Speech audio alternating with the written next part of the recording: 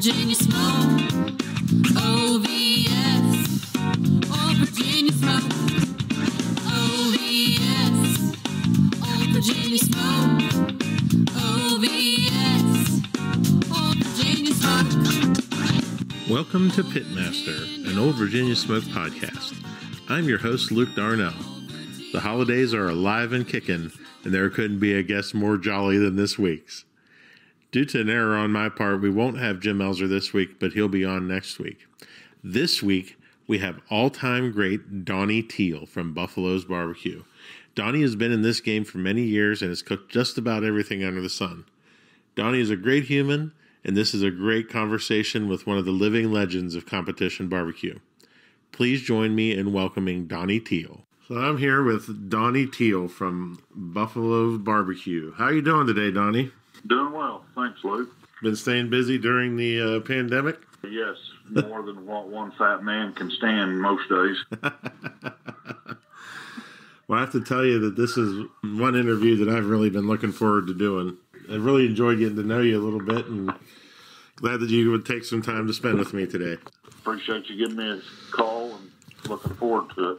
So let's get into it. You've cooked pretty much everything under the sun. What do you think is your biggest turning point as a pitmaster? The biggest thing is getting that first call. I mean, when you first start cooking, that's usually what sets the way and, really reels you in. And as far as really wanting to jump in deeper, and that first call always means a lot. Something, you always remember when you got your first call, where you was at and what category it was, and so on and so forth. I always say that the first call is usually the most expensive one you'll ever get. Yeah, that's a fact. That's a fact. Barbecue people are some of the most superstitious people in the world. Do you have any superstitions or habits or rituals that you go through at a contest? Just got a couple. I mean, when I do my ribs, they always got to go in a trash bag.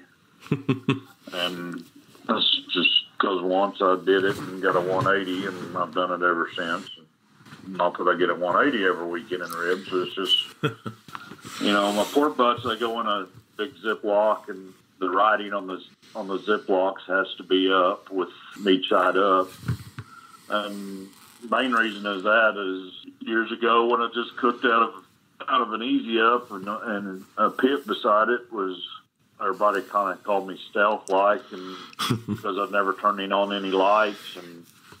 But the reason I do my pork like that was I could put my pork on, and as long as I could see the writing on the pork bag, I know they were right side up. And if I turn a light on, I'd always attract drunk. And then you're up talking instead of going back to sleep. So right. It's funny how we do the dumbest things whenever we get success with one thing, and then you have to do it that way the whole time. Yeah, that's a fact. But I mean, those are just a couple of the things that I'm always pretty particular about when I do stuff. So that's good. Is your schedule during the week before a competition, is it the same every week? Do you have the same routine that you go through week to week? Yes. As far as Sunday, I do everything that I need to do for the next contest. I trim all my meat, seasoning boxes reloaded, yada, yada, yada. And then I just mix injections and stuff on Wednesday. Okay. Wow, getting ready Sunday. You're the earliest so far. Well, the reason I do that is owning a barbecue. Used to, I do a little bit here and a little bit there.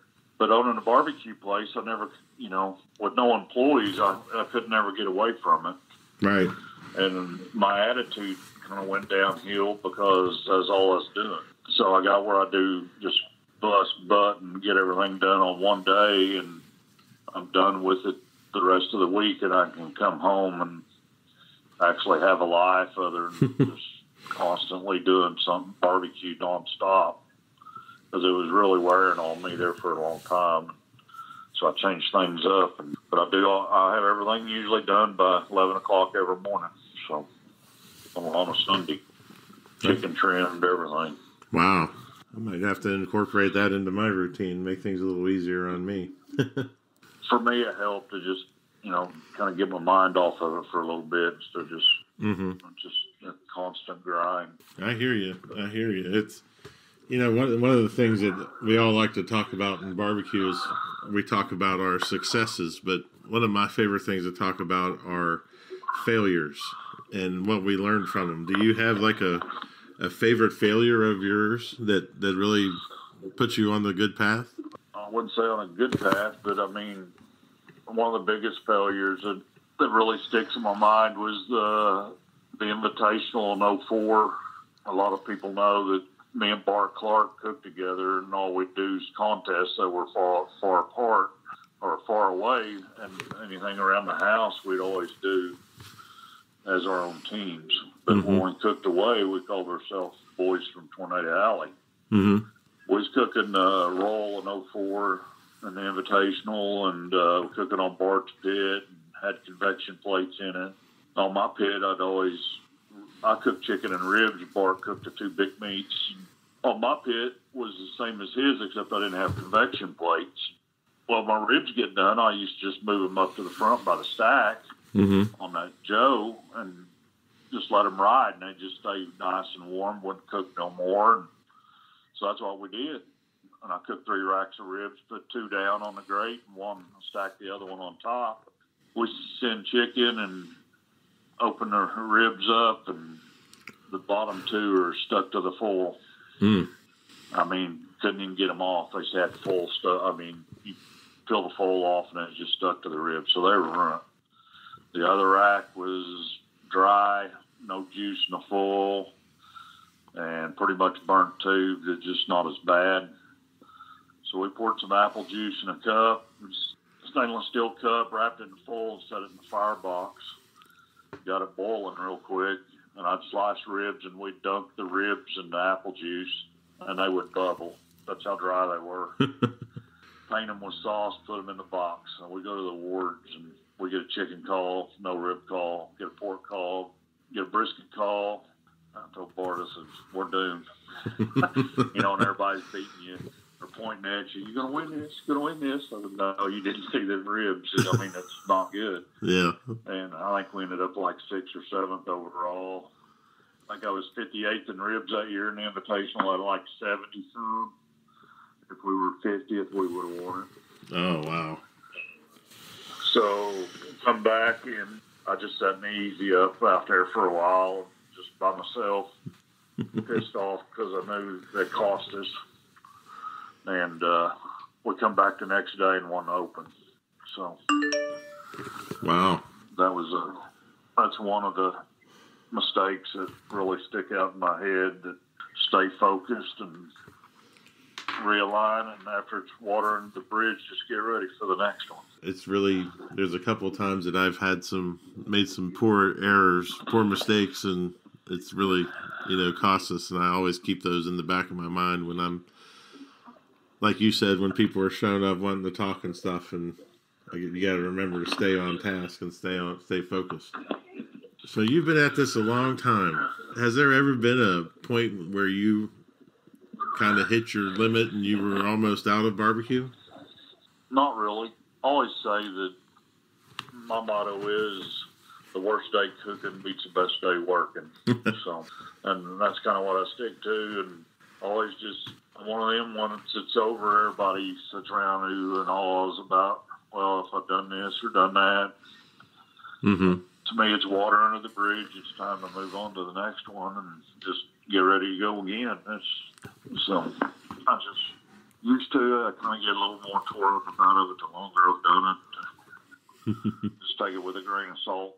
Got to do what makes you happy. That's for sure. So let's switch gears a little bit and talk about equipment and stuff. What's the best investment you've ever made in Competition BBQ?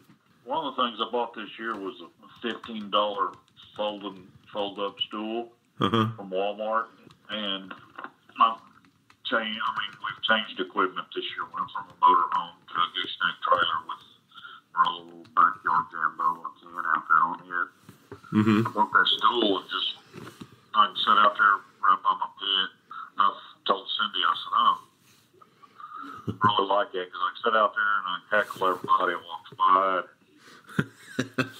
out there paying attention to what I need to be instead of in and out of the motorhome. So that $15 stool was a nice investment. Like I said, I enjoy sitting out there. I can listen to the radio, and I like heckling people when they walk by. So that's right up my alley. Who's your favorite person to heckle?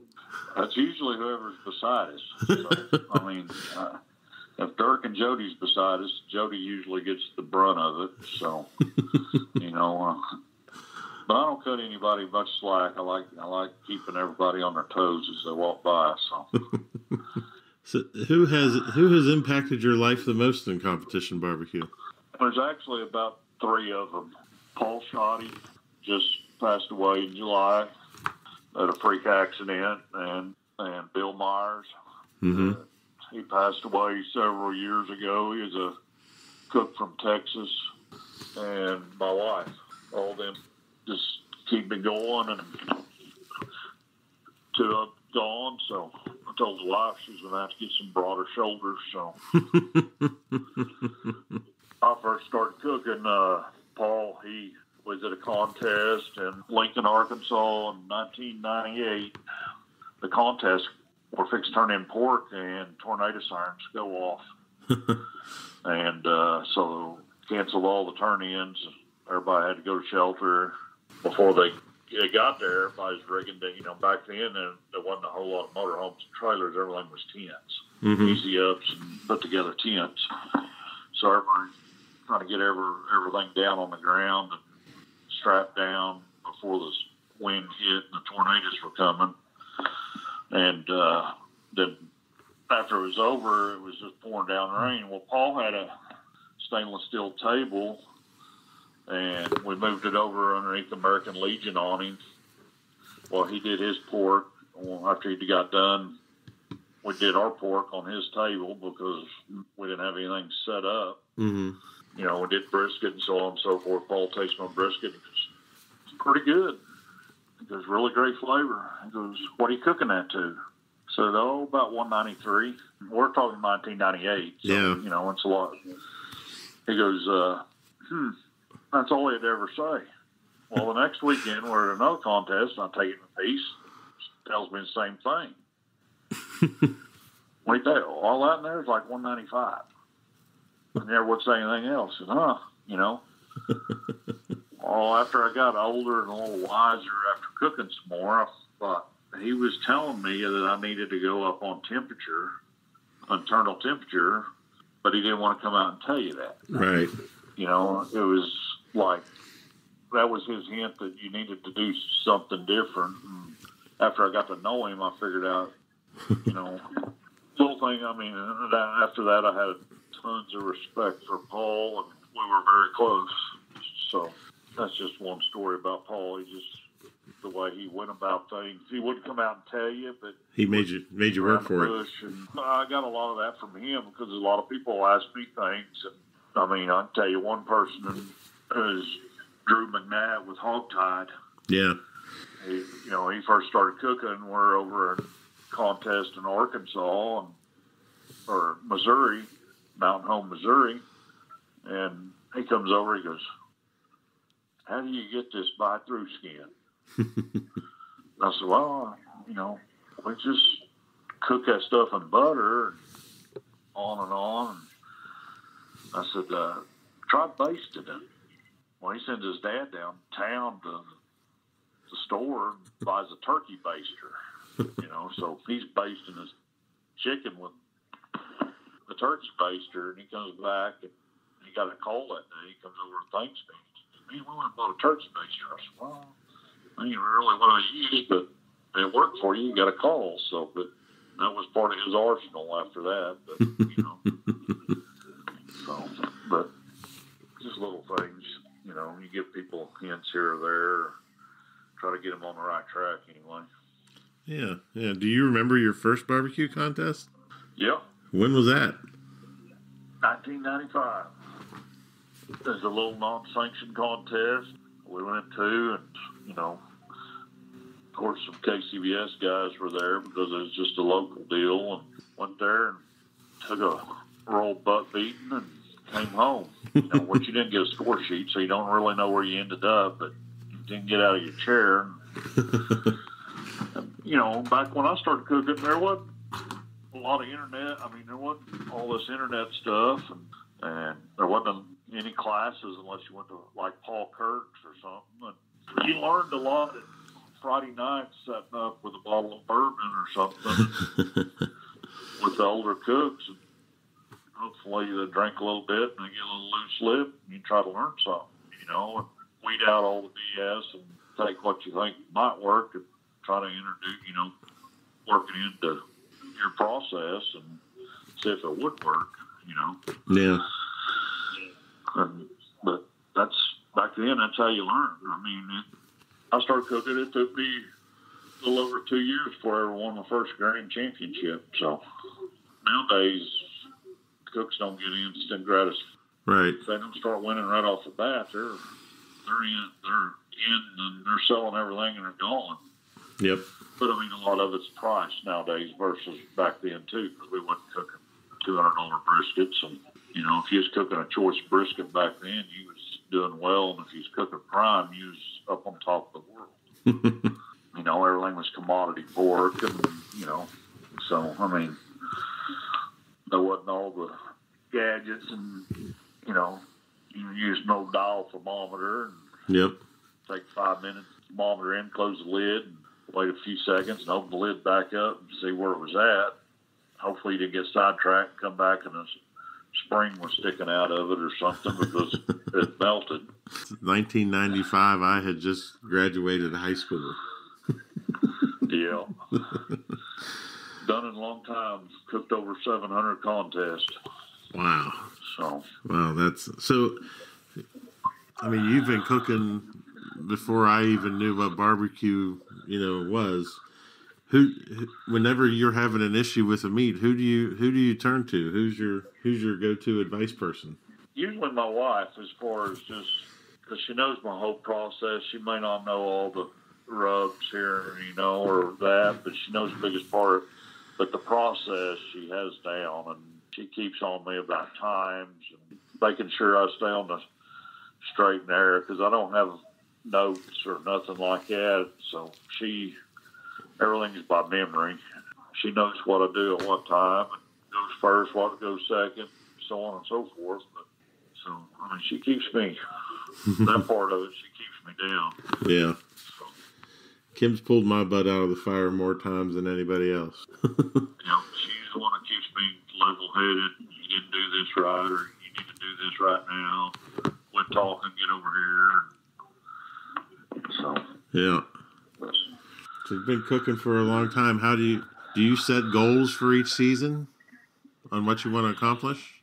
You go back to the early 2000s, yeah. Big thing to me was I wanted to be up there in the Team of the Year stuff, and I still do, but it's just, I chased that Team of the Year deal one year and about killed myself, and, and I thought, didn't win it. Went to Kansas City like 7 weekends in a row, had like 6 reserves, and I had to have another grand even to get there, and I just kept getting reserves and couldn't ever get over the hump. Told myself I did it once, and drive home at night, be all over the road. I just work all day on Friday and show up to cook off at 10 o'clock at night. Yep. Get there, work like, set up and easy up, do stuff, and go to work and jump back in the truck. Head back, head another 4 or 5 hours back home, and 6 hours, and just be wore out that next week do the same thing again, and I thought it ain't worth it. So. You learn a lot about yourself when you cook 14 weekends in a row. Oh, yeah. I mean, there's, nowadays it ain't such a big deal, but there's one summer there, that 1 year I cooked 47 contests. Wow. And I cooked 24 of them in a row. Oh. Back then it was tough because, like I said, it was pick up and easy up. And if I knew it wasn't going to rain or if it wasn't going to be scalding hot, I never even set up an easy up. I never even unhooked my pit from the pickup.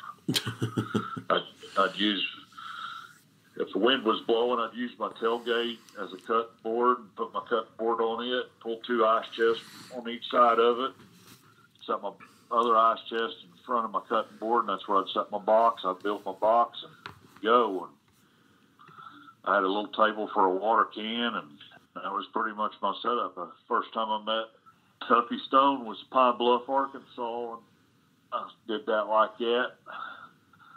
I walked my brisket box, come back. The truck was already running, the air conditioner on. Flipped my tailgate up, washed my cutting board off, stood in the back seat of the truck, leaned the seat back and took a nap before the awards.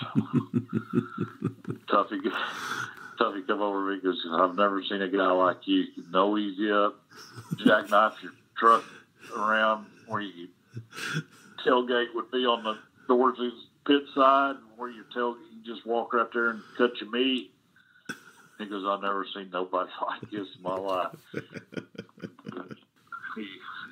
He still tells that story to people.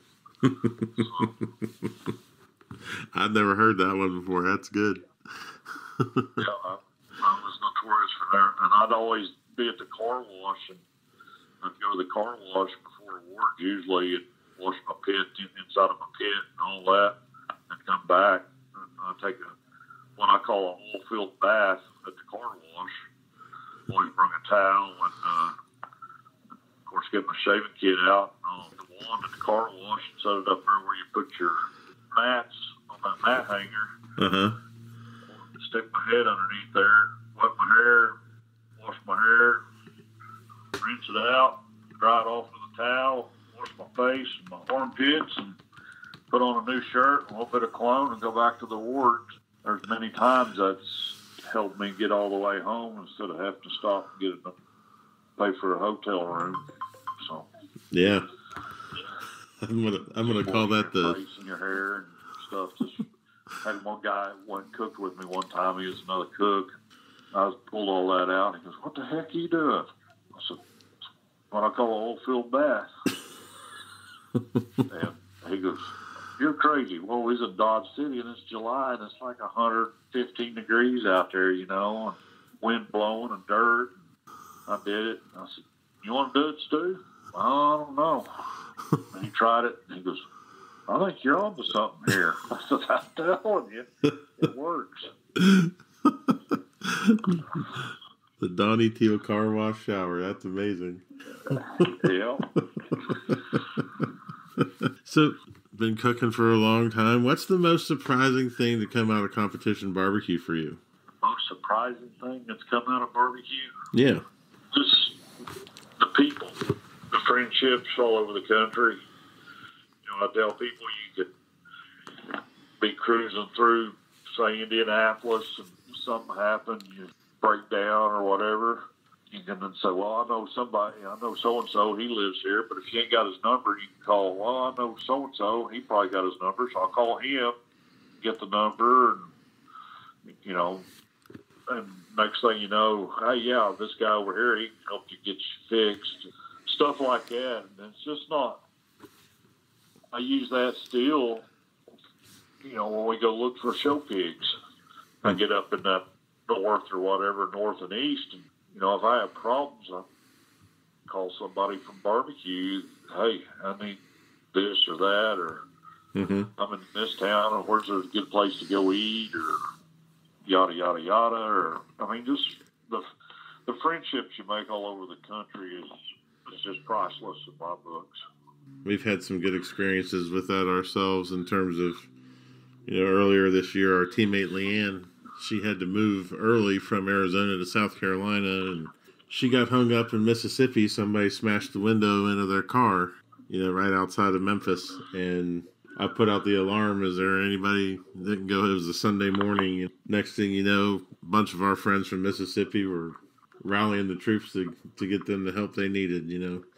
Melissa Cookson's on the phone with people trying to find somebody to fix the window. I mean, it was really amazing.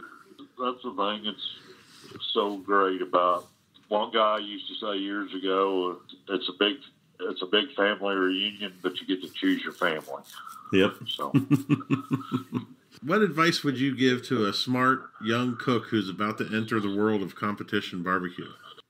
I would say don't let your head get bigger than your hat band. Yep. Because one day you're the bug, one day you're the windshield, and stay around it. It's nice to get excited when you win and so on, but just don't let your head get too big because it will pop. So. Yeah, I think we see a lot of that, especially with the advent of social media and all that stuff. There's a lot of, and the instant gratification that you talked about earlier. Everyone expects success immediately. The younger people that get out there, I would say, more than likely 90% of them or more are freshly married, have young kids at home, and you get off into this and you're saying, honey, I'm going to go cook with the guys. Because usually when you start out, there's 3 or 4 of you, and then it weeds down to one or you and a wife or you and another guy because you get too many opinions or I'm going my way, I want to do it like this or whatever, So you tell the wife, I'm going to go cook. And then she's saying, you're not leaving me here 2 days with the kids while you out drinking and having a good time.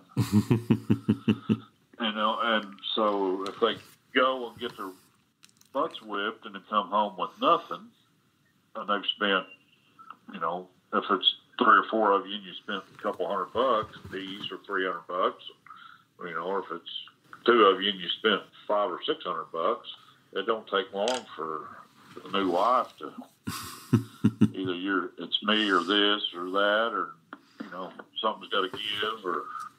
So that's why I think a lot of the newer people, especially around where I'm at, you'll see them maybe at 2 or 3 contests a year. Some of them do pretty good, but they just don't cook a lot because of the expense and having young families. And a lot of them will tell you, I can't do this.